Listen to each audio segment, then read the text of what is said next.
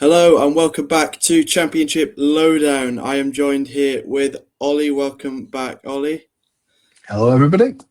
And we are here to preview the upcoming week 6 games. Can't believe how quickly it's going, but 6 games in now. Good start for Hull as well, I suppose. Not as bad as you may have anticipated.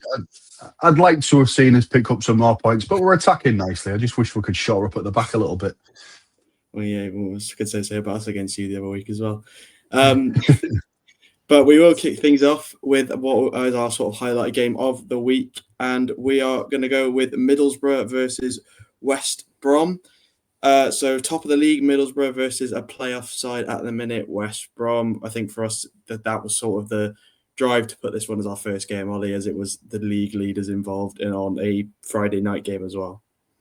That's it, yeah. Kicking off the weekend, aren't they? And obviously Middlesbrough lost their 100% record last weekend with that draw. Obviously they'll have been quite pleased that they ground it out in the end, I think, to maintain that unbeaten run. But obviously to lose that 100% record, they'll be a little bit disappointed. But back at home this weekend at the Riverside against the West Brom side, who obviously disappointingly lost to Derby at home last weekend. Who would have saw that coming?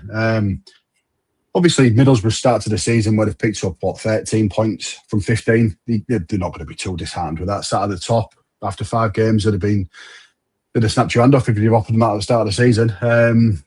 West Brom, on the flip side, they're showing signs, I think. I think they're quite an exciting side to watch when they get going, but they just had that lull last weekend, and to lose to Derby, it's a real disappointment for them. And is this an opportunity to sort of go to Riverside, maybe prove a point and show that they can turn it back round again? It's a difficult one to call this, I think. What do you think? Yeah, I don't know. As you said, obviously West Brom coming off a pretty disappointing. I mean, both teams going off disappointing results in general, but West Brom probably more of the two after losing to a pretty out of form Derby side last week. But if you're going off momentum, obviously you've got to look to Borough top of the table after 5 matches, which I don't think anyone would have predicted at the start of the year, with the whole uncertainty with some of the members of the squad and not really knowing what to expect out of the manager. But they've done really well. You can't argue too much with that. Both teams have a couple of injuries. I don't think too many serious ones. They should be both all right in that sense. We should get a pretty good game. I think Dale Fry might be missing this one. I'm not too sure on that, but that is a loss for Borough if that is the case. Yeah. I think, as you said, it's a really tough one to call because this is 2 very good teams who've started the season very well. And in games like this, I would normally lean towards a draw, to be honest, because it's just 2 good teams who cancel each other out. But yeah, it's an intriguing one, as you said. I'm very intrigued to see in which direction this goes, because it could be a big step for either side if they win this game.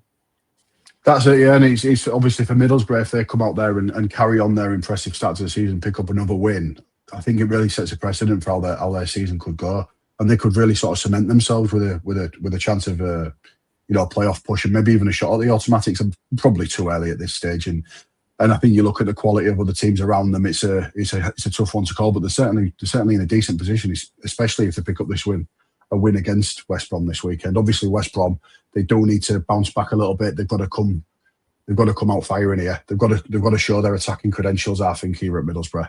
In terms of predictions, I think obviously Middlesbrough's form at home will probably give them the edge on paper, but I think you're right in what you say. It could be a really tightly contested match, this one. I'm going to say Middlesbrough are going to edge this. I'm going to go 2-1.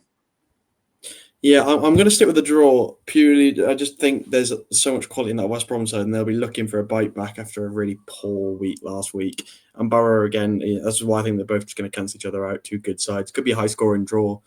But it'd be intriguing because, as I said, Borough could move to 16 points, and obviously with maybe not Leicester, but the other 2 sort of highly tipped teams to get promoted with Sheffield United, and, well, maybe not always Sheffield United, but people thought they'd be in the playoffs, and Southampton struggling to start the year, Ipswich as well, only down on 6 points so far.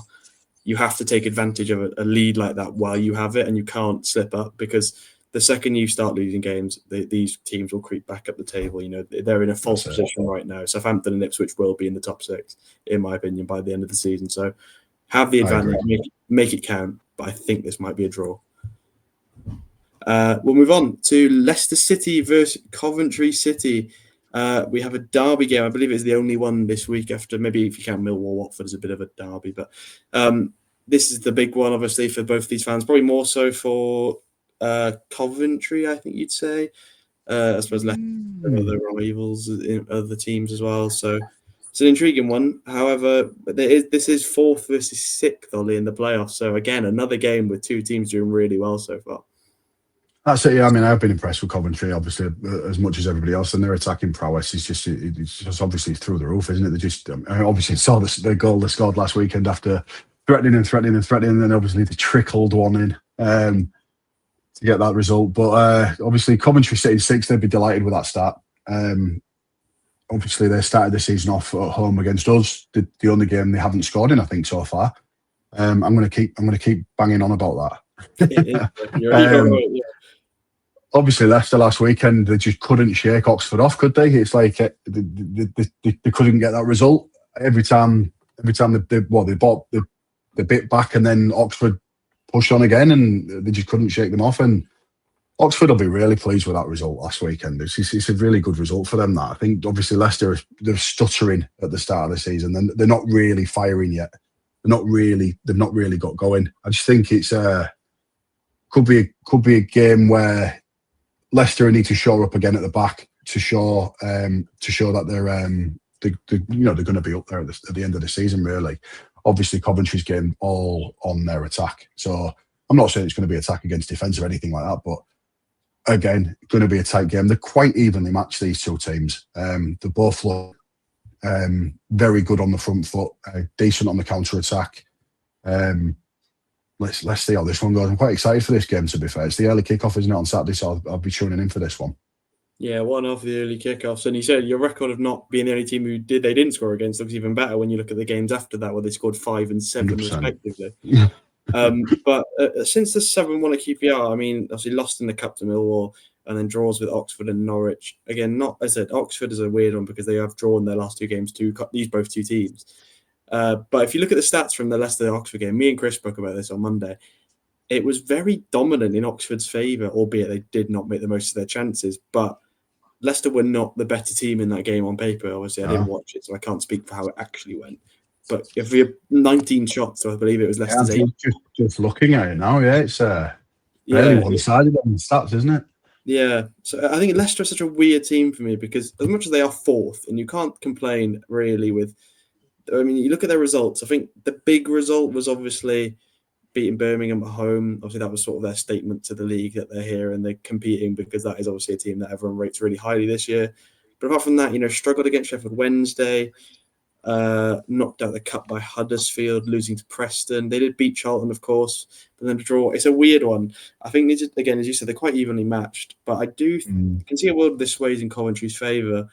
Purely on, I guess, because I was quite surprised last week they took them so long to score against Norwich. Not because I don't think Norwich are a good team, I think they're a brilliant team, but because of how good Coventry have been, especially in front of goal, to struggle that long to get a goal. It was very, very surprising to me. But yeah, I think I can see Coventry winning this game, and obviously with the derby game as well, being in Leicester gives you every incentive to go on to want to win that. And especially given that Leicester, obviously they are conceding goals as well. Like you said, they conceded 2 in about four games, I think, this season where they conceded 2 goals. So that'll be a concern for them, especially when they're coming up against a team like Coventry who've proven they can bang the goals in. Yeah, I mean, I've gone score draw for this one. I've gone for a 2-2, so I think there'll be goals in it, just purely on the fact that if they both try and hit each other on the counter attack, it could be a real free-flowing open game, this one. But obviously, this is a championship, and I'll go back and say it again. It wouldn't surprise me if it's a 0-0. Yeah, so whatever you expect is normally the opposite. But yeah. I'm going to go with Coventry. You'll see my score predictions at some point tomorrow when I actually put the graphic together for Twitter. Yeah. I'd go like a high-scoring win for Coventry. I think I just think there's too many concerns with Leicester defence, and if you're giving up 19 shots to Oxford, albeit they didn't really make them pay with all of them, Coventry will make you pay if you let them have 19 shots in goal. And there will be a lot more than 2 goals that go in if they have that amount of opportunity. So I think it could be a high-scoring win for Coventry, albeit I do think Leicester will get a few goals as well because Coventry's defence hasn't exactly been all too convincing, all things considered. Moving on to Birmingham City versus Swansea City. Obviously, my Swansea City in action away at St Andrews, I think will probably be in the headlines a lot. after last night's big win over Nottingham Forest, thanks to 2 goals in the 90-something minute, which, as you can probably guess, I am still absolutely buzzing about. Great seeing all the stuff on Twitter about Ange crying. But anyway, the actual game, Ollie. You can soak it up, mate. You can soak it up. You know, these 90th minute goals, they're quite nice feelings, aren't they? They are, and they don't. Well, especially results like that in the cup, they don't normally happen for us. They're normally the games where we lose at home against the Premier League, so like 3-0, and it was like, what was the point of that? But no, which it was going that way for a while. But on to this weekend's game. We are the other early kickoff, along with QPR, I believe, away at Birmingham City. And I'll let you go first, but this is going to be an interesting game because I'm a lot more confident now than I was maybe a week ago. Yeah, obviously your last league game was against us, which you sat back a lot in that second half and really invited the pressure against us. Yeah, I think if we'd have had a little bit more about us, there might have been a game for us to win in the end. But you know, I was pleased with the draw in the end. But yeah, I mean, you'd be bouncing now, what, after that result in midweek. Do you think it'll have taken much out of you going into that game against Birmingham this weekend, or do you think it'll be one of those sort of crest of a wave things? In all fairness, we didn't they came on, but we didn't start too many starters. I believe who was it? Josh Key will probably start on Saturday. Burgess, the hero last night, will definitely be playing. And then Galbraith, obviously, Franco, obviously. But apart from that, it wasn't too many first-team players. I mean, the front three, I don't think any of them will start. I'm not saying they were bad because they weren't. But obviously, Vipotnik, another goal last night, making it 5-5 for him now. He scored he's averaging a goal every 70 minutes, something silly like that. Impressive return. It's a ridiculous return for him. And we nearly sold him until he was doing that. And then we were like, no, we actually can't sell him now. I'm very glad we didn't because, after last night especially. But I don't know. I think, as you said, after Hull, I was a bit like, oh, God, because we had a game to win there. And it was our game to win, and we completely chucked it. You know, I think we were dominant until we sat back. And then we sat back, we invited it. But in the Forest game, you see us chasing a game, which is where I think we're the best, because when we actually play football and we're not scared to lose a result, we are one of the better sides in the division, in my opinion. And you saw it last night when we kept fighting literally till the last minute, and that's why we win that game. So I think with a team like Birmingham, the chances of going behind are probably quite high. And to be honest, it doesn't actually worry me. I'd be more worried about going 1-0 up than I would be about going 1-0 down with Swans, because we will just sit back as we did against Hull and you punish us with a goal which we shouldn't be can't afford to do it, can you? Yeah, especially against a team with Birmingham who can flood forward with the pace that they've got as well. Obviously, they'll have been disappointed with that performance against Stoke last weekend, I think. So it's a chance for them to sort of get a little bit of redemption, isn't it? Coming up against you will be full of confidence. So it's yeah, I mean, how do you call this one? You know, it's a difficult one to call, isn't it? But obviously Birmingham have started well at home, probably more so at home than away. Start's been decent. Could be a key factor in this game. St Andrews crowd behind them again. They need to start. They need to start putting a couple of wins together. I think Birmingham, because obviously they started the season with a little bit more confidence. A couple of results haven't really gone their way, but it's a real tough one to call now, I think. Obviously, if you'd have lost last night and then backing that up with that late winner that we got against you, it might have been a different kettle of fish. But I've got a score draw here again. I think it'll be a tight game. I think, like you say, it's one of them things where if you score early and really invite the pressure on, Birmingham will punish you. They've got the prowess to do it. I've gone 1-1, but it wouldn't surprise me if there's a slight win either way, so 2-1 either way. But I'm gonna sit on the fence and go 1-1 here. Yeah, I think I'm going to join you on that front. I just think, as you said, had we lost last night, I would probably be saying Birmingham will win this game. I'm not saying I don't believe that could happen, because it absolutely could, because they are a team full of quality, as we know. But with the confidence that comes with not only beating Nottingham Forest, but beating them in the fashion of a 97th minute winner, obviously that's the biggest sort of boost anyone can have as a football club going into a game on the weekend. You know, you take down a Europa League opposition in the last minute of the game. That's perfect. So I do see we could win this game, and I say this every week with Swans. If we just play our football and we just don't sit on it, we carry on pushing and pushing and pushing, we can beat anyone in this division. I fully stand by it. But I think I'm going to agree with you with a score draw. I think there's just so much quality in both teams as well. I just think another team, two teams of quality. I think I've just predicted a draw in all of these, but I think we just the game Yeah. we just cancel each other out. It's a real tough round of fixtures this week, isn't it? There's a few evenly matched ties, but yeah, we'll see. I've also been to St Andrews 4 times. I'm not going this weekend, but I've been 4 times. We've not won any of them, so I'm pretty accustomed to us not winning at Birmingham. Wow. I've been 3 times. I've been 3 times, and I've seen 3 draws.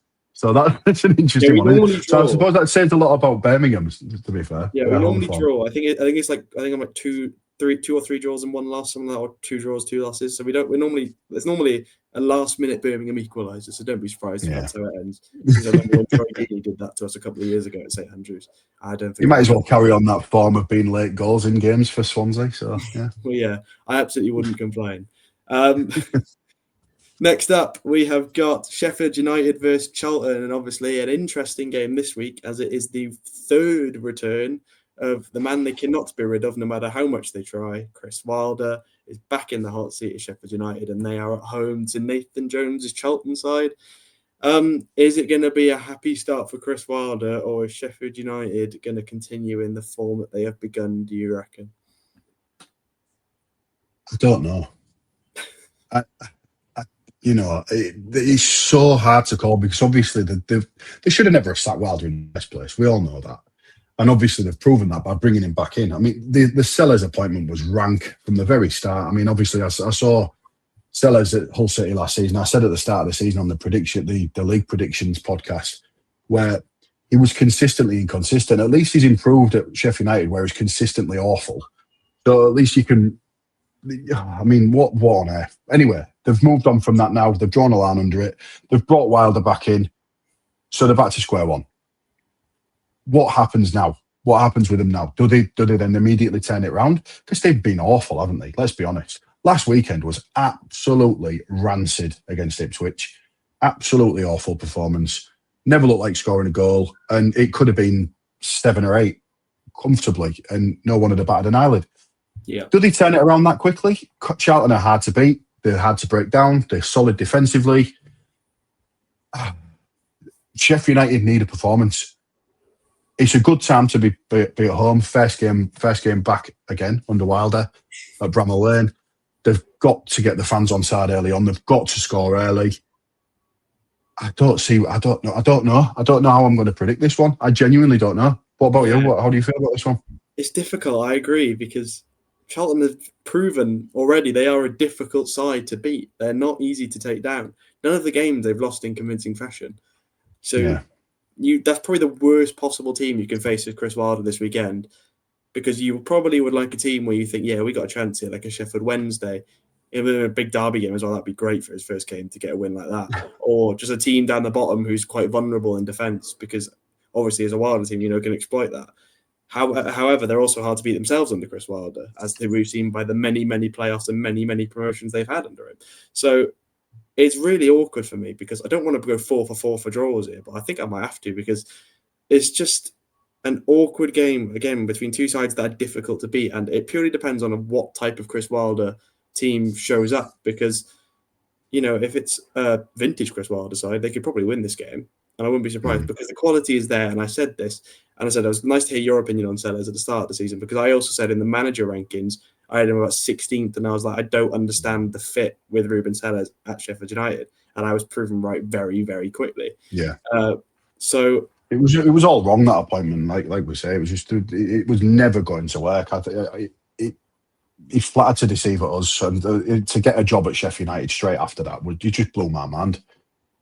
And mine. I was very, very surprised. I just didn't see how that worked with that type of team. I was just all around very confused. But I think, Chris Wilder, I said at the start they shouldn't have got rid of Chris Wilder in the first place. I don't think he did anything particularly wrong. You lose to a Sunderland side who are incredibly ambitious and look more or less at home in the Premier League after the first 4 games. Yeah. So I don't think there's any harm in that, losing that playoff final. They battered Bristol City in the semi-final as well. So I didn't understand the sacking at all in the first place. But then also, I think it's a bit of an embarrassing moment of your Sheffield United, because especially the owners, because you made that big decision to bring him back 5 games later. Again, I mean, for the third time, to me, it's, as I said it on Monday as well, it is embarrassing how that club cannot function without Chris Wilder. I'm not sure who it's more embarrassing for. Is it more embarrassing for Sheffield United, or is it more embarrassing for Wilder to keep going back? I mean, how many times does this happen? And what does Wilder need to do now to keep his job? Does he need to avoid relegation? Does he need to get into the top 10? Does he need to get into the playoffs? What's a successful season now for Sheffield United? I mean, let's face it.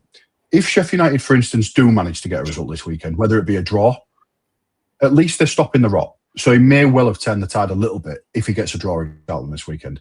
Will a draw be a bad result for Sheffield United? In the grand scheme of it, probably not. It's probably going to be a decent result. It stops them losing games. It puts the point on the table. To be fair with you, I've gone draw as well. I think Charlton are going to go there. They're going to make it really, really hard for Sheffield United. They're not going to want Chris Wilder to come back and have this fanfare, and they want to go and spoil the party. They're going to want to, and I think they'll do it. I think they'll go there, they'll grind it out, they'll get a draw. Yeah, I think I agree. As I said, I don't want to go 4 games in and 4 draw predictions, but I'm going to have to, because I just don't see a world where either of these teams edge it. If anyone was going to win, I'd say it'd be Sheffield United.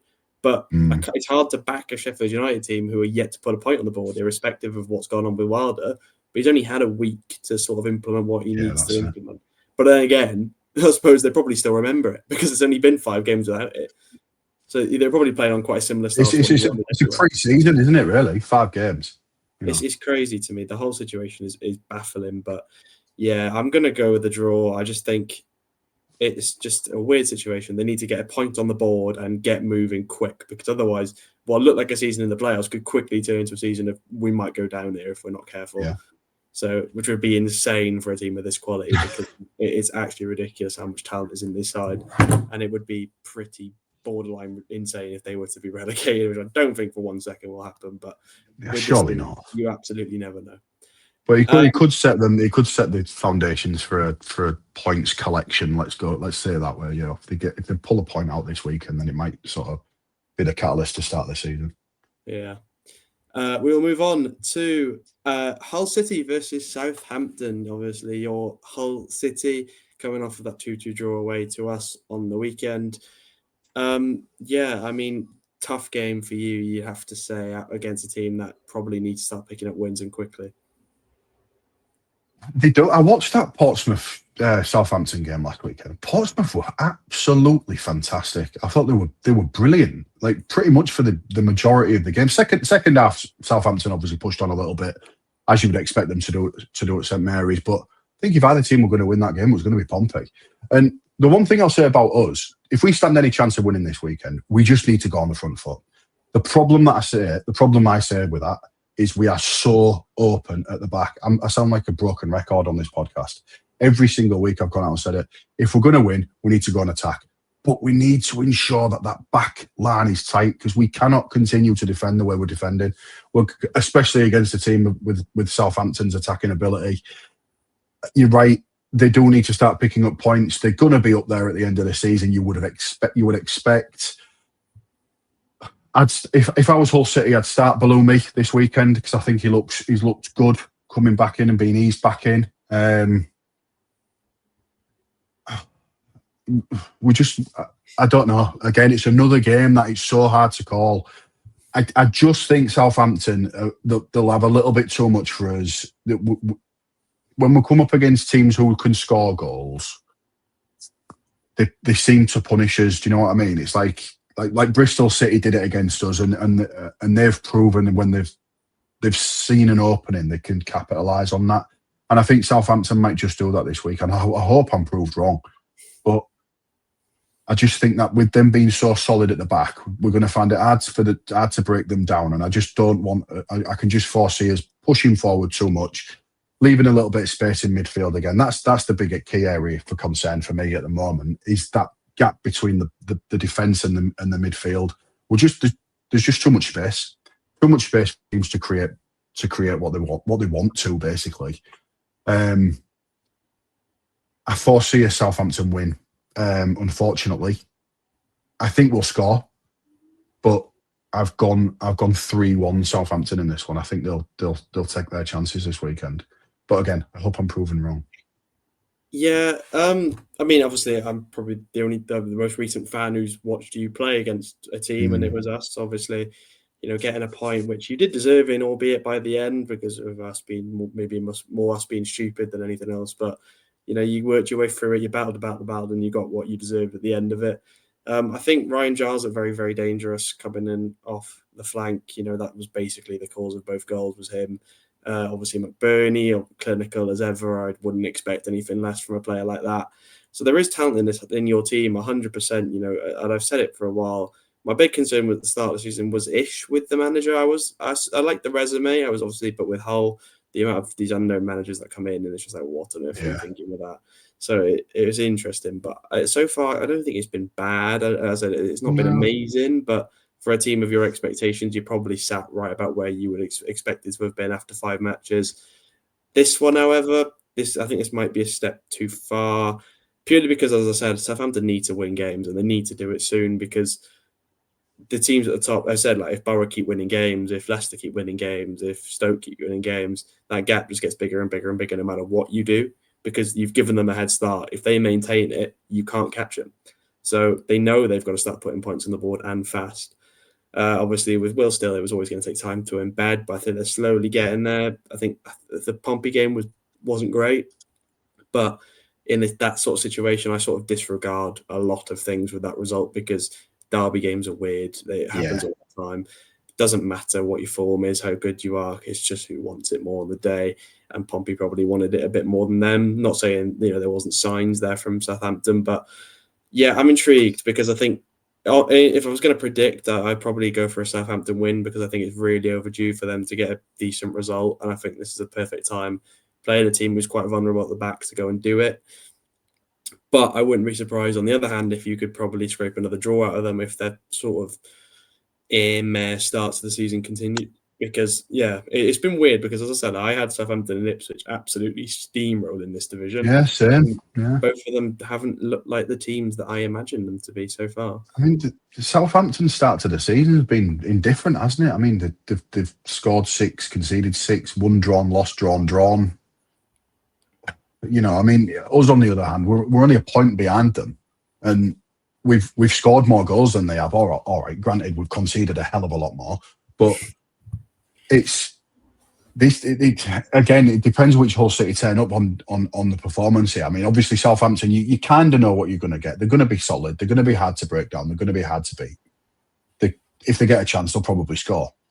Hull City. Again, I don't even know where you go with it. If we go out there, we start well, we get on the front foot nice and early, we score an early goal or a couple of early goals and really blitz Southampton, we might have a chance of winning this game or even pulling a draw out of it, something like that. But there's the quality across Southampton's team. It's got to start clicking at some point. It just has to. And I said this last weekend about Ipswich. And as soon as that does click, the team it clicks against they're going to go worry, aren't they? Because Ipswich proved it last weekend. There's too much quality in these teams to not keep picking up points, and I think Southampton might just do that clicking this weekend, and unfortunately, we'll be on the receiving end. Yeah, I mean, it was Ipswich's time, and last week, and I think it's now probably Southampton's time to do it. As I said, though, it really does depend because not in one game this year have they been convincing. Because even in the game that they did win, it was a Wrexham side that have been bad, and it was very last gasp. They nearly lost that game. Obviously, you do look at the opponents, and they've played Ipswich, they've played Stoke, they've played Watford and Portsmouth. So you've got 2 teams at the top of the world. It's one team who's going to be at the top, one team who is at the top at the minute, and then a Watford side who can either be one of the best teams you play or one of the worst teams you play, and then a Southampton side in a derby game. It's not the easiest run of form, but as you said, they've now got. But after you, they have Middlesbrough and Sheffield United, so they're going to have to think this game is probably a must-win because them two are going to be a lot more difficult. So I'm going to go with Southampton. I think they'll just be finally the time that they kick into gear and they start firing. But as you said as well, there is definitely potential for you to probably get a point, if not more, if they continue the sort of form that they've been in the last couple of weeks. The last game we'll speak about in a lot of detail is Norwich versus Wrexham. So again, we were sort of struggling because if you look through the fixtures this week, they're not the most interesting. But we've gone with this one because obviously the big question mark around this is Phil Parkinson being potentially sacked if this ends in a bad way for Wrexham. And I don't know about you, Ollie, but I think that's probably the right decision if this is another defeat. Yeah, I mean, Phil Parkinson is an odd one, isn't it? I always remember him being in charge of us years and years and years ago at the same level, and he was just awful. He just couldn't cut it no matter what he tried to do. The football he played was terrible, and he's got a bit of an embarrassment of riches with this Wrexham side. Literally, you know what I mean? The team that they've put together, they should be higher than they are in the league. All right, don't get me wrong. It's going to take a little bit of time to gel this team together. Of course it is, but they'll be very, very, very disappointed with their start to the season. You know, I can't see Norwich not winning this weekend at home. I think that they've got too much quality for Wrexham. Like I said, Wrexham's team on paper, if they had another manager in charge there, one who could actually get this team playing like they should be playing to their potential, you might see a different result this weekend. But I know Norwich have lost a couple of players as well this week, so they're going to be a little bit weak, but could be a nail in the coffin for Parkinson at Wrexham this weekend, I think. Yeah, and as I said, I just can't really argue with it. I said in the pre-season predictions, I think Wrexham will be fine once they sack Parkinson. I saw it more as an inevitability than a maybe because of his record at this level. He's not been at this level for a while. He dropped down to Wrexham in the first place for a reason. And I think, he did the job that he needed them to do. And I think it's now time to find, as I said, on Monday, a more ambitious, maybe young manager to come in and build a really special project. Because as we've seen this season, they are not afraid to spend a bit of money with the 32 million net spend in the transfer window. Ruben Sellers hasn't got a job at the moment. I saw Steven Gerrard earlier. I was like, oh, God. Yeah, that'll be a typical appointment, I think. I wouldn't be surprised with the whole Hollywood branding and all that rubbish if it was someone like that. But yeah, I think, as you said, I just can't see a world where this doesn't end in a Norwich win. There's a lot of I really highly rated this Norwich side at the start of the season, and even with a few injuries, I think they've got way too much for Wrexham. They were really good against Coventry. Unfortunate not to take all 3 points there. I think they've shown signs all season, and they're finally sort of clicking into gear with the new signings. Yeah, Wrexham, there's so much quality there, and it's painful to see some players like Lewis O'Brien, who we had last season, be so painfully misused and struggled so badly because he's been like a shining light at this Wrexham side, and it's painful because he was so good for us last season, and he's much better than a team battling at the bottom, as we knew that last year. But yeah, I think Norwich will win. I just don't see a world where this isn't ending in a bad way for Wrexham, and more importantly, isn't ending in a bad way for Phil Parkinson, who I do think will see the back door after this game. I agree. Yeah, I think Norwich. I think Wrexham will make it hard for them to beat. They obviously stick in games till quite late on, don't they? And they've been known for a couple of late goals this season, but 2-1, 3-1 Norwich for me. Yeah, I think I'm going to go with a similar sort of result. They tend to score Wrexham, but I just think there'll be way more goals from the Norwich side of things than there will be from the Wrexham side of things. So now we'll go through the last couple of games that we haven't mentioned already, just in a little bit less detail, because as we said earlier, there aren't exactly many wow games this week, as we should say. But we'll start off with QPR versus Stoke, the last of the 3 early kickoffs on Saturday. Stoke obviously right at the top, second place. QPR coming off of a big win over Wrexham, back-to-back 3-1 wins with Charlton and Wrexham now. So especially 3-1 against Charlton, that's quite an impressive result against a team that has proven that they don't concede many goals. So this could be an interesting one, but especially with Stoke maybe being in a false position in many people's opinions. Yeah, I mean, I've been impressed with Stoke. They've looked good. In part, obviously, the QPR thing it's a bit of an enigma for me. It's like that 7-1 could be the best thing that happened to them. It's such a weird thing to lose 7-1 and to then back it up with 2-3-1 wins. It's a championship all over, isn't it? It is. They've got defensive frailties. We know that. they've proved that against Coventry, but Coventry are outstanding going forward. Stoke have proved that they can. Have proven that they can stick in games for a long time. QPR are going to make it hard for them this weekend. Stoke just 2-1. Yeah, pretty much agree. I think Stoke will nick it. I think QPR are becoming more dangerous the more informed Richard Kearney gets, which we all knew he would at this level after how good he was for Wickham. He's been brilliant. I wouldn't be surprised to see him in the goals again this weekend. However, there's just so much talent in this Stoke side. Silva Thomas has been great. Divock Mbama has been impressive.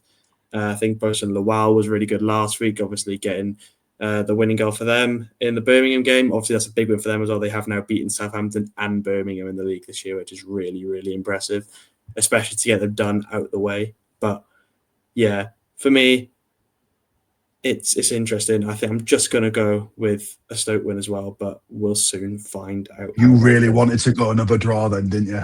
I can't do it. I need to go with a win, because otherwise I'm going to predict like 9 out of 10 games are going to be bloody draws. Next up, Blackburn versus Ipswich. Obviously, Ipswich not having the start that they wanted, but Blackburn also maybe a bit with a weird team, aren't they? We see it every year with Blackburn. You never know what you're going to get. How do you see this one going, Ollie? Blackburn were outstanding against us. I mean, I know they're stuck in Birmingham, didn't they? They got a result there as well. I don't know. You see, Ipswich are going to be firing, aren't they? They're going to be absolutely full of confidence after that performance last weekend.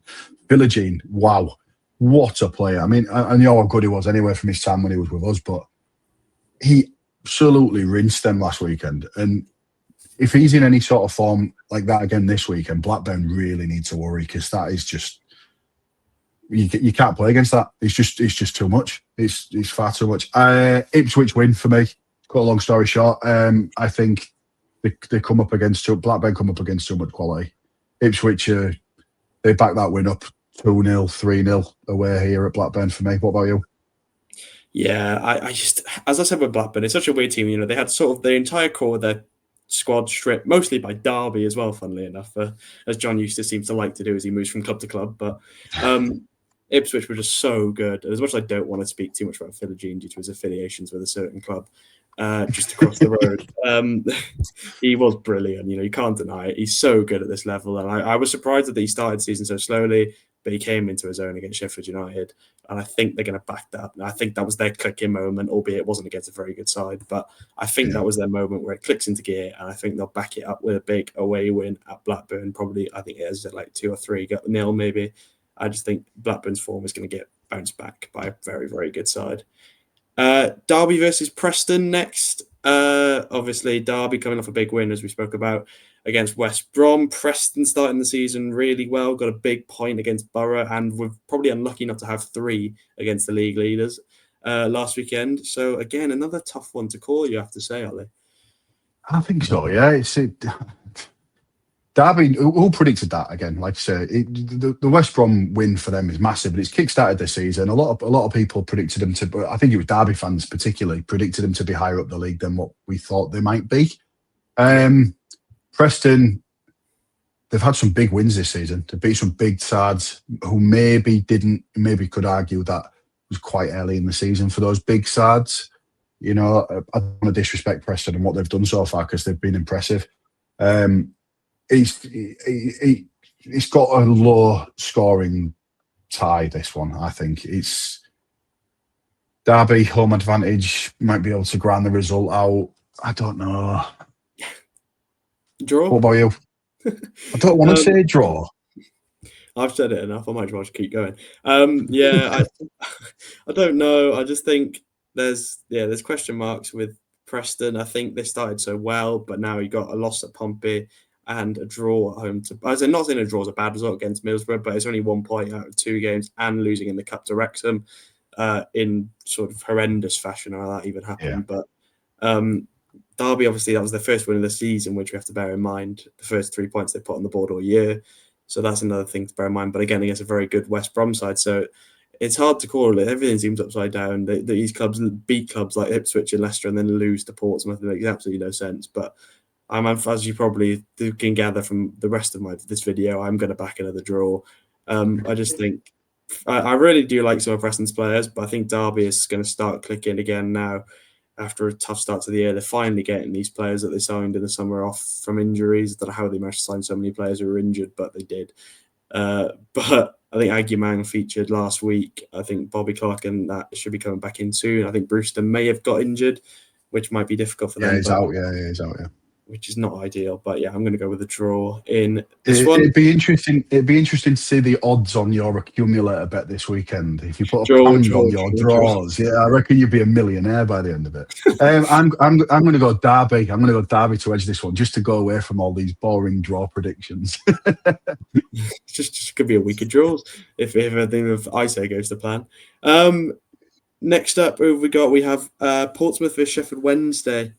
Next up. Obviously, Wednesday right down at the bottom, probably where we anticipated. Pompey, indifferent as always. You don't really know what you're going to get. But at Fratton Park, it's hard to back against them here. Love Pompey going forward. They're so exciting. So exciting. I thought young winger, is it Murphy on the wing for Pompey? Yeah. Murphy? He was outstanding against Southampton last weekend. He had a great year last year as well. But yeah, fantastic player. I think you've got a player like that running at you, you're going to struggle. Chef Wednesday, nah, not for me. Not here. Not at Fratton Park. Too much. Portsmouth win for me. Yeah, I'm going to agree. I think there's just too much in it. For Pompey, they're very, very good at home, as we saw from last year, which pretty much kept them in the division, was how brilliant they were at Fratton Park. So I think the form will continue, and they will again be another bad week for Sheffield Wednesday fans, I should say. Sorry, I just got accustomed to saying Sheffield United having bad weeks. Nearly did it again there. No, Sheffield Wednesday, probably another loss for them. So Sheffield United could actually leapfrog Sheffield Wednesday this week. They could, yeah. With I think they need to win though, because Sheffield Wednesday's goal are better. Yeah. Penultimate game of the week that we haven't spoken about yet is Bristol City versus Oxford United. So we just spoke about Oxford in a bit of detail, because two draws against two very good sides in the last couple of games, and unfortunate maybe not to have more, but not very clinical in front of goal. Bristol City have been really good start of the year, obviously. A bit of a wobbly times, but 2 back-to-back wins, obviously, with 4 goals against Hull, 3 goals against Sheffield Wednesday. So, this could be an interesting game with two teams who are on a pretty decent run of form.